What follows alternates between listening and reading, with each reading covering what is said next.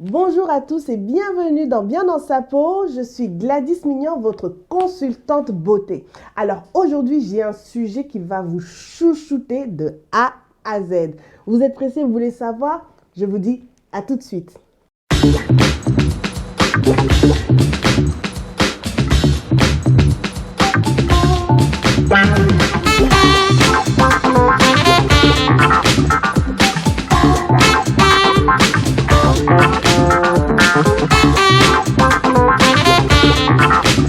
Alors, en introduction, le visage est sans doute la partie du corps la plus visible et la plus critiquée, on va dire, puisque bien évidemment, c'est la première chose qu'on voit. Donc, c'est cette partie-là qu'on va chercher à chouchouter au maximum.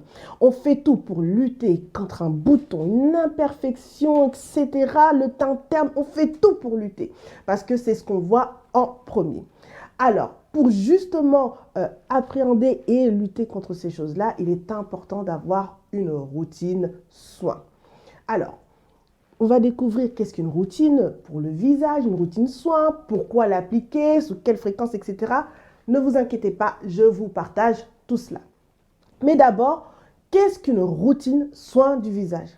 C'est tout simplement en fait tous les gestes et les habitudes qu'on va mettre en place pour prendre soin de son visage de manière régulière et qui va respecter aussi un processus. J'insiste dessus parce que c'est sur ça que nous allons justement étayer tout au long de cette vidéo. Alors, pourquoi il faut avoir une routine? Ça va permettre justement de lutter et de prévenir contre certaines formes d'imperfections. Parmi les imperfections, vous allez retrouver par exemple certains boutons, des boutons d'acné, également aussi des taches de pigmentation et toute autre forme d'imperfection, les rides, etc. Donc le fait d'instaurer une routine de soins visage va permettre de prévenir contre ces imperfections. Alors, pour avoir une bonne routine de soins visage, il y a plusieurs étapes à prendre en considération pour que celle-ci soit efficace et que vous ayez un véritable éclat au naturel au niveau de votre visage. Alors, tout d'abord, il est important de connaître son type de peau. Alors, il y en a 4 à mémoriser. Vous avez d'abord la peau grasse. Alors, la peau grasse, c'est une peau qui luise, qui brille sur l'ensemble du visage et qui aussi dégage certaines imperfections comme des boutons.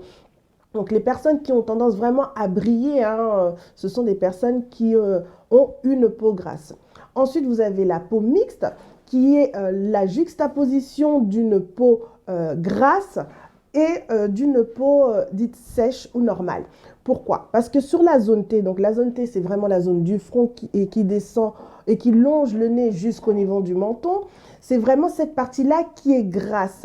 Et vous avez sur la partie latérale, la peau qui, elle est plutôt sèche, qui tiraille un tout petit peu, ou bien qui est normale. Donc ça, ce sont les personnes qui ont la peau mixte. Il faut savoir que souvent, la peau noire est dans ces catégories-là de peau mixte à grasse. Également, vous avez la peau sèche. C'est une peau qui, elle, tiraille. C'est une peau qui a un teint terne et qui souvent a des plaques, des scams au niveau du visage. Et puis, vous avez la meilleure des peaux qu'on dit la peau normale, qui, elle, est une peau sans imperfection, la peau rêvée par tous. C'est une peau qu'on retrouve généralement chez les jeunes gens jusqu'au passage de l'adolescence. Donc, ce qu'il faut retenir, c'est que vous avez 4 types de peau. Également, en parallèle, on a ce qu'on appelle les états de peau. Contrairement aux types de peau qui sont des peaux qui sont génétiques, qui sont d'un héritage génétique, donc c'est vraiment votre ADN, c'est vraiment vous, on ne peut pas le modifier, les états de peau, elles, varient en fonction de l'environnement dans l'état que vous êtes. Donc c'est vraiment quelque chose de temporaire. Parmi les états de peau, on va avoir la peau déshydratée, donc c'est vraiment une peau qui tiraille énormément, qui est vraiment en besoin d'hydratation. Vous avez également la peau mature, donc c'est une peau qui présente des rides et qui est des rides ou des ridules. Et vous avez encore d'autres différents types d'état de peau et j'en passe. Mais pour connaître justement dans quel état et type de peau vous êtes, il y a différentes techniques. Alors, il y a des techniques que vous pouvez faire chez vous, c'est la technique de la serviette. Ce que je vous conseille de faire, c'est que vous lavez votre visage. Une fois que vous avez lavé votre visage, vous utilisez tout le soin qui va bien, le savon, et vous laissez reposer votre peau sans mettre de crème ou de soin dessus. Au bout d'une heure, la peau, elle va commencer à réagir et elle va se mettre dans son état. Du coup, vous allez prendre une serviette que vous allez apposer sur votre visage. Vous la posez délicatement et vous regardez, vous constatez, est-ce que j'ai une forme de T sur le mouchoir, ou est-ce que le mouchoir, je vois que c'est plutôt gras ou plutôt sec, etc. Donc vraiment, ça, c'est une des techniques préconisées pour le faire chez soi. Néanmoins, vous pouvez le faire par des spécialistes ou bien directement auprès de dermatologues. Je vous conseille également de le faire régulièrement pour pouvoir suivre dans quel état de peau, puisque le type de peau, lui, ne change pas, mais dans quel état de peau vous êtes à l'instant T. Pour récapituler, 4 types de peau: peau grasse, mixte, sèche et normale. Et sur la partie état de peau, vous avez la peau déshydratée, la peau mature et la peau qui, elle, est sensible, qui réagit justement aux crèmes, etc. ou à des événements extérieurs. Alors, une fois qu'on a défini dans quel type de peau et état de peau nous sommes, maintenant va venir les différentes étapes à respecter. Alors, j'en ai quelques-unes pour vous. J'ai listé à peu près 5 grandes étapes pour vous. Première étape, c'est le démaquillage. Alors, qu'on se maquille ou qu'on ne se maquille pas, il est important de se démaquiller. Donc, vous pouvez utiliser une eau micellaire, par exemple, à appliquer sur le visage à l'aide d'un coton, ou bien un lait démaquillant en fonction de votre type de peau pour justement enlever tous les résidus de maquillage, ou s'il n'y a pas eu, en tout cas, toute la pollution, les effets extérieurs qu'on va recevoir sur notre visage. Vous avez, après l'étape du démaquillage, l'étape du nettoyage. Pour le nettoyage, encore une fois, en fonction du type de peau, vous allez pouvoir choisir le bon nettoyant. Alors, il en existe plusieurs, des savons, des gels, etc. Vous prenez un gel nettoyant que vous appliquez délicatement sur votre paume de main et puis vous commencez à faire des mouvements circulaires au niveau de votre visage pour pouvoir nettoyer votre peau. Par la suite, vous appliquez un tonique, une lotion tonique. La lotion tonique va pouvoir parfaire toutes les premières étapes de nettoyage, enlever certains résidus, certaines impuretés qui ont, elles, résisté aux 2 premières étapes et qui va aussi, comme on dit, tonifier votre peau. Souvent, ce sont des sprays que vous pouvez appliquer sur votre visage et tapoter légèrement avec votre main. Et le tonique aussi s'applique aussi après l'étape du masque. Ensuite, je vous ai couplé l'étape du gommage et du masque. Pourquoi? Parce que ce sont des soins qui vont se faire de manière avec une fréquence bien définie. En effet, le gommage comme le masque, en règle générale, on préconise de le faire 1 fois par semaine. Le gommage va permettre d'éliminer des peaux mortes et aussi préparer la peau à recevoir les prochains soins. Il existe aussi différents masques à appliquer juste après l'étape du gommage pour apaiser, purifier la peau. Donc, vous avez cette étape-là. Par la suite, après avoir appliqué son gommage et son masque, va venir l'étape du soin. Alors, dans le soin, j'ai différentes sous-catégories.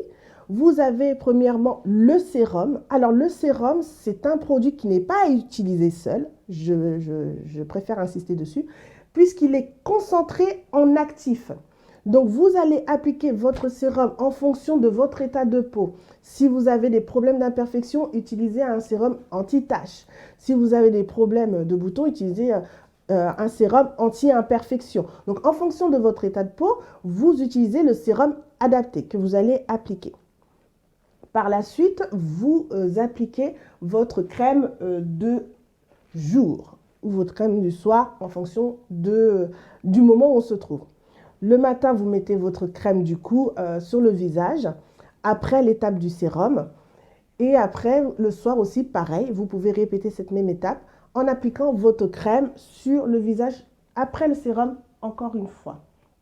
Également, vous pouvez coupler votre soin avec des soins contour des yeux, justement pour travailler au niveau des poches, pour justement limiter l'effet fatigue, cerné au niveau du visage. Encore une fois, je tiens à insister sur un autre point qu'on néglige, c'est que on ne met pas de protection solaire sur notre peau. Alors, c'est vrai qu'on peut se dire que c'est pas l'été, il fait plus frais, etc. Je ne vais pas mettre de crème solaire. Faux. Surtout pour les personnes qui ont des problèmes d'hyperpigmentation ou de taches, il est important de mettre une protection solaire après sa crème puisque celle-ci va faire barrage aux rayons UV qui peuvent se manifester. Même si on ne voit pas de soleil apparent, mais les rayons UV, eux, continuent à persister et à attaquer la peau. Donc, il est important de mettre une protection solaire. Alors, je récapitule les différentes étapes. Le démaquillage, suivi du nettoyage de la peau. On tonifie sa peau.